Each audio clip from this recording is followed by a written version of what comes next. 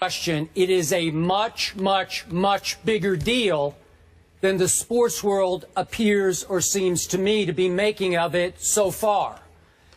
And again, I am dumbfounded, Stephen A. Smith, by the lack of reaction that Jordan Spieth got yesterday afternoon for putting himself in the strongest position ever since this record was achieved by Ben Hogan, the late, great Ben Hogan, in 1953, a year in which he won the first 3 majors. Jordan Spieth put himself in the strongest position since then, stronger than Tiger Woods, stronger than Jack Nicklaus, stronger than Arnold Palmer, to close this deal. And the reaction seemed to me to be, that's cute, that's nice, ho-hum, on to the next golf story.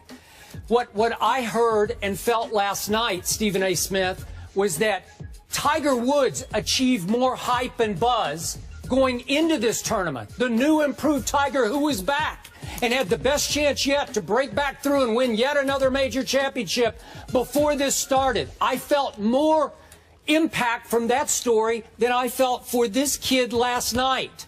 And I still believe that this kid, only 21 years of age, is being underhyped and underpublicized in the shadow that the great Tiger Woods still casts. And again, we were all spoiled rotten by the electrifying performances that Tiger Woods once gave us. Seems to me like it's a long, long time ago, because clearly we have to go all the way back to '08 since the last time Tiger broke through and won a major championship at the United States Open. But to me, the reaction of the golf community still seems to be, hey, if it's not Tiger, it's not that big a deal. It's okay, it's a nice story, but ho-hum, it really doesn't matter that much if it's not Tiger Woods. And Stephen A., if you don't mind, I'm going to hold up today's USA Today sports section. Can you see this headline atop the sports page? Now yes, I'm going to read it to you. Amateur, comma, aces gather atop the leaderboard. So the first reference in this headline is to the amateur Paul Dunn, who's actually a little bit older than Jordan Spieth is, who was tied for the lead, kid from Ireland, tied for the lead at the Open, the British Open last night. I get it. That's a nice big story, but it's not Jordan Spieth. Jordan Spieth is mentioned in the 5th paragraph of this lead golf story almost as an, oh, by the way, world's #2 Jordan Spieth.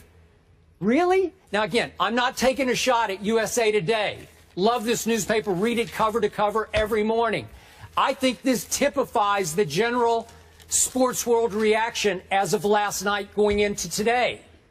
And for those who don't know or don't care, just for the record, Arnold Palmer won the first 2 in 1960, but was 4 back going into the final round. Jack Nicklaus won the first 2 in 1972, but was 6 back going to the final round. Tiger Woods came completely apart after winning the first 2 majors in 2002, was all the way 12 back going into the final round of the British Open. Jordan Spieth was a shot back. Jordan Spieth just birdied #1 today. Jordan Spieth parred #2. I'm not sure what he's doing on #3 because we're on the air now.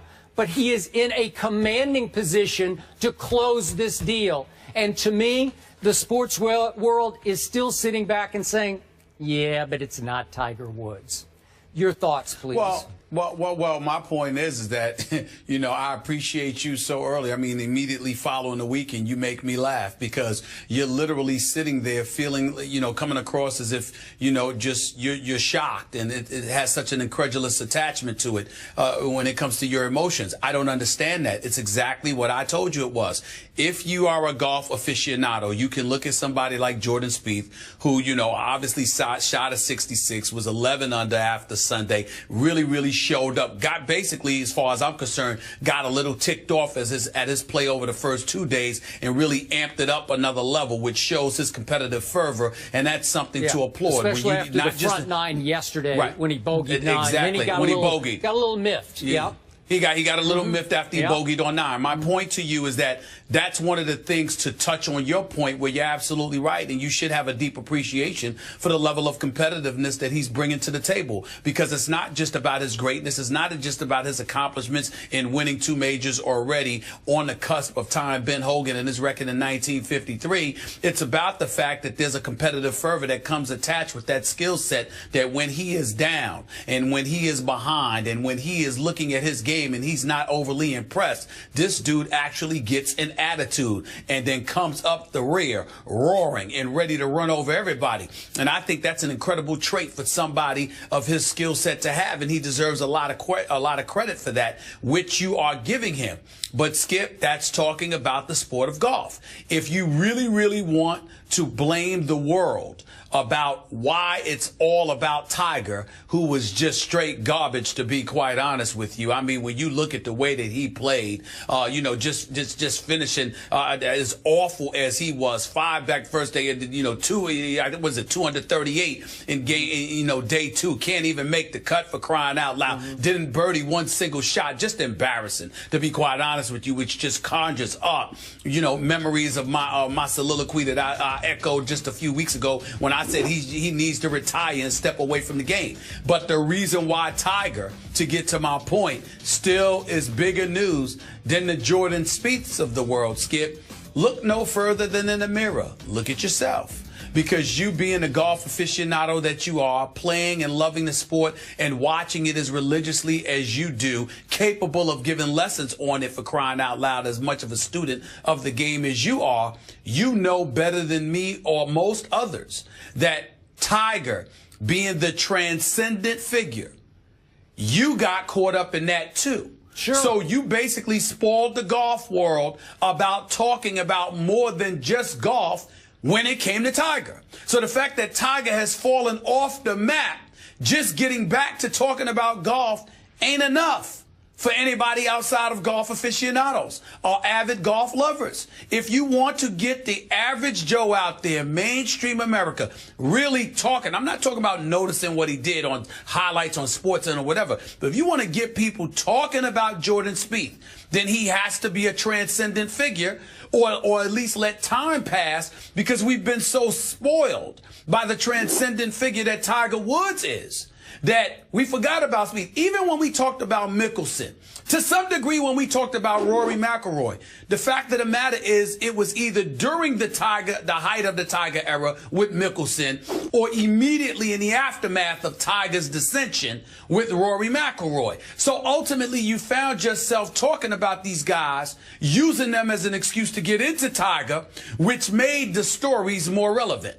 But because Jordan Spieth is up there right now and marching towards the #1 spot in the world, and Tiger walked into this weekend ranked 241st in the world and looking like he's nosediving even more, if that's possible, what do you expect? You expect what you're getting, which is Jordan Spieth. Really looks great. Here he comes. Well, we wish him luck. For those that are watching golf today, outside of that, everybody's going to work, doing what they want to do, going about their business. That's just the way it is. Okay, but can you grasp the fact that what Jordan Spieth has done so far this golf season might just be, if he closes his deal today, beyond anything Tiger Woods ever accomplished, as great as he was? And I've often called him the most dominant player for a stretch we've ever seen in the history of golf. But can you understand? Yeah. Okay, so what he's doing has not been done for 62 years. He is dominating the sport in a way right now that even Tiger, in performance, in achievement, did not dominate. But because Jordan Spieth is just a nice kid from Dallas, Texas, with no rough edges, no big backstory, he doesn't curse on the golf course, he didn't get in any trouble when he was in college at the University of Texas, he didn't get suspended, there's no rough edge to him. I find him to be a little arrogant, but he's that sort of oxymoronic, humble arrogant. He still comes off as a nice kid, a courteous, nice kid. Well, that doesn't play well in today's world. Somehow, that doesn't capture the imagination. Tiger was a thunderstorm waiting to happen. Tiger, from the start in 1997, let go of curse words. They flew out of his mouth in front of those boom mics on the tees and near the greens. So again, that made him a little edgy, a little, like, oh, wow, the kids were amazed by Tiger Woods. Well, again, you're not wrong, Skip, because you're never wrong about your golf, but you're giving an incomplete picture. And here's what I mean by that. When you talk about Jordan Spieth, you talk about the outcome. When you talked about Tiger's game, you literally talked shot after shot after shot. Something amazing happened seemingly with each round as it pertained to Tiger. Whether it was something out of the rough, whether it was something off the tee, whether it was his putting or whatever the case may be, there was something. Whereas with Jordan Spieth, he just seems to be methodical. He continuously comes at you. Doesn't necessarily blow you away with a wow moment or moments of greatness per se. He's just consistently very gifted at what he does for the most part. And it seems to be more so than the competition at this moment in time. So in the case of Jordan Spieth, you're looking at the results. In the case of Tiger, you are literally, just transfixed moment to moment because of the greatness you may witness at a particular moment in time, and you don't want to miss it. You don't even want to blink because you might miss it. Yeah. That's the dichotomy that exists between the two. Sure, all of those other things that you said are absolutely correct. But with Jordan Spieth, I find myself waiting to see the score. With Tiger, I need to see him play when he was in his prime. Okay. I needed to see him swing. With Jordan Spieth, all right, where's he at? Where's Day at? Where's Oosthuizen at? Where are these guys at? That's just the way it is. So, quick comment for me on the headline I showed you in today's USA Today. Amateur, aces gather atop the leaderboard.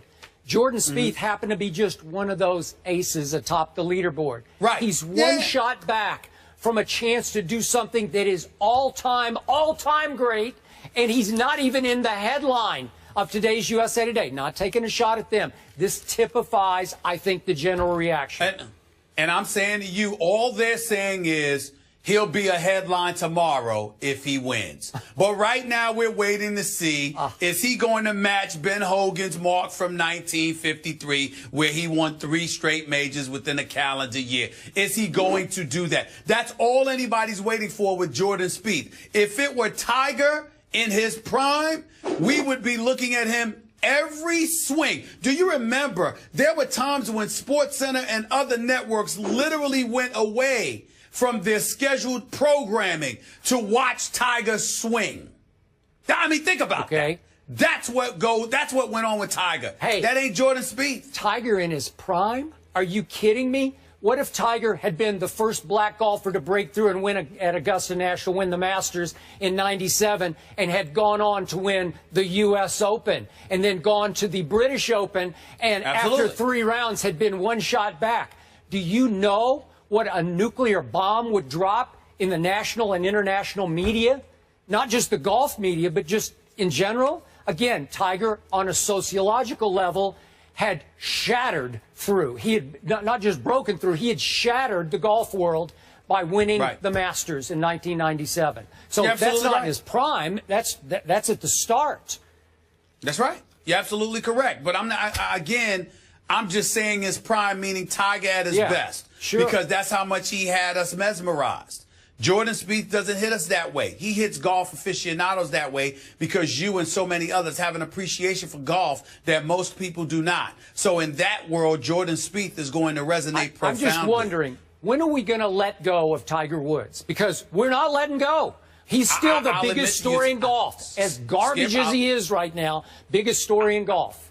Skip, I'll admit to you, I believe that the dissension that we are witnessing with Tiger Woods right now, it may very well lead to that. I think the beginning of the end of this aura regarding Tiger Woods, as slow as it has been to get to that point, I think after this right here, what I saw over those first 2 days, Tiger really needs to go away. And by the way, he's embarrassing himself by constantly telling people he's right there. He's not right there. He looks like straight garbage. And I mean, listen, I'm sure anybody can resurrect themselves. But to watch Tiger right now, it's Yep. getting to the point where it's painful to watch him, and you literally are finding yourself feeling sorry for him. He really needs to think about taking a break away from the game and just disappearing, because he's not himself at all. He's not even a shell of himself anymore. It's a disaster.